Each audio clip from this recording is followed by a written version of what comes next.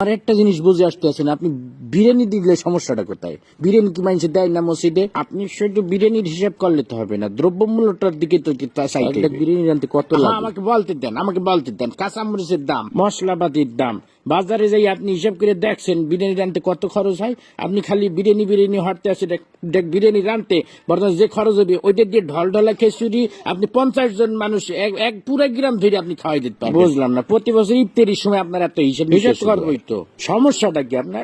আপনি খালি খাওয়ার হিসাবটাই বুঝলেন, আপনি দ্রব্যমূল্যের হিসাবটা বুঝবেন না। আপনি কি মনে হচ্ছেন আমি কি বহুত টাকার মালিক হয়ে গেছি? হ্যাঁ, এখন যত কামাই তত খরচ। এই যে আপনার মসজিদে প্রতি মাসে ইমাম সাহেবের বেতন না দিলে ইমাম সাহেব চলবে কেন? থামেন, আমার কথা বলতে দেন। আবার এই যে রমজান মাস আইছে, তারাবি পড়াবে, হাদিয়া দিতে হইবে না?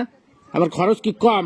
ফেতরা দিতে হইবে, জাকাত দিতে হইবে। শোনেন একটা কথা, রিজিকের মালিক আল্লাহ। আল্লাহ আপনার ধন সম্পত্তি দিছে, ধন সম্পত্তি দিয়ে আপনার পরীক্ষা লেতে আছে। এই টাকা পয়সা যখন তখন আল্লাহ লইয়ে যেতে পারে। আপনি এই টাকা পয়সা আপনার জানের সৎকা করবেন, ফেতরা দিবেন। মুসলমান হিসেবে এটা আমাদের সকলের দায়িত্ব। সবাই বয়ান করে বুঝানো যায় না, বুঝছো? যে তুই কোরআন বুঝাইতে চাইলেও বুঝবে না। একটা কথা সবসময় মনে রাখবি, যে মানুষটা জায়গা রয়েছে তাকে কিন্তু ঘুমেতে উঠানো যায় না। এই যে আমি বিরিয়ানি দিতে পারবো না, আমি ডলডলা খিচুড়ি দেবো, বিরিয়ানি দিলে আমার সমস্যা, এই যে এত সময় ধরে বুঝাইতে আসো, একটা কথা কি ওর কানে গেছে?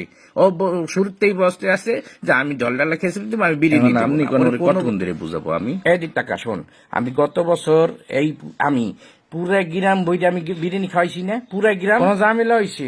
আমি শুধু আমাদের মসজিদ না, আমি ভাগ করে দিছি। আমি পশ্চিম পাড়া মসজিদে দিছি, উত্তর পাড়া, দক্ষিণ পাড়া সব মসজিদে আমি ডেক করে বিরিয়ানি পাঠাই দিছি।